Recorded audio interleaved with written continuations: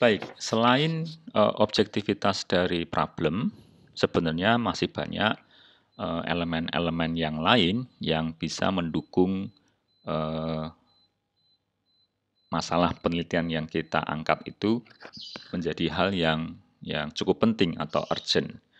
Jadi pastikan dalam menyusun permasalahan pada penelitian itu, riset itu ada nilai interestnya, ya, ada sesuatu yang menarik di dalamnya, yang memungkinkan kita untuk secara serius melakukan penelitian, atau mungkin nanti kalau hasilnya sudah dibuat dapat, jadi menarik minat orang untuk membaca riset yang kita hasilkan. Ya, yang kedua tentu tidak bisa kita pungkiri, akan ada baiknya kalau riset itu ada manfaatnya. Ya, useless tentunya kalau riset itu ya hanya untuk having fun saja ya, tidak ada manfaatnya. Kemudian ada kebaruan, jadi ada kontribusi paling tidak walaupun itu hal yang kecil sekali. Ini sudah kita bahas ya di pertemuan yang lalu mengenai adanya novelty, adanya kontribusi pada body of knowledge. Kemudian riset itu harus bisa diukur. Jadi ada bukti empirik yang memungkinkan bahwa hasil yang nanti disimpulkan itu bisa dipertanggungjawabkan secara logis. Ya, jadi masalah penelitian, variabel-variabel yang digunakan itu nanti bisa diuji dan diukur secara empirik.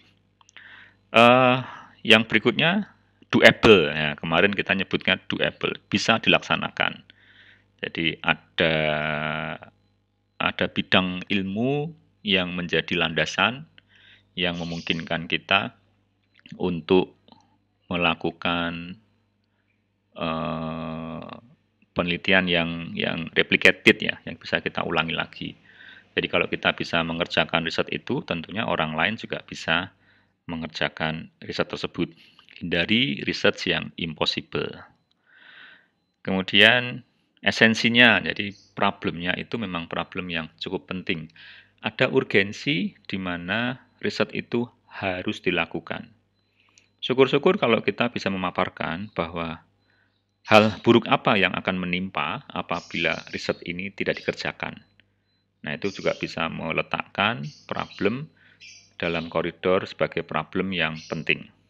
Dan yang terakhir, yang kemarin juga kita bahas, tidak melanggar etika.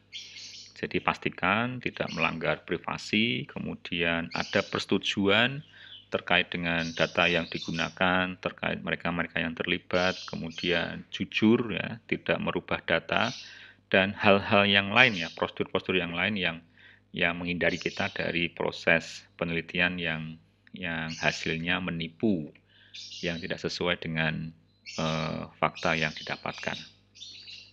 Oke, kira-kira ini paparan mengenai permasalahan dalam penelitian. Untuk selanjutnya, silahkan cek di Kulino untuk penugasan yang mesti dikerjakan supaya bisa kita diskusikan di minggu depan.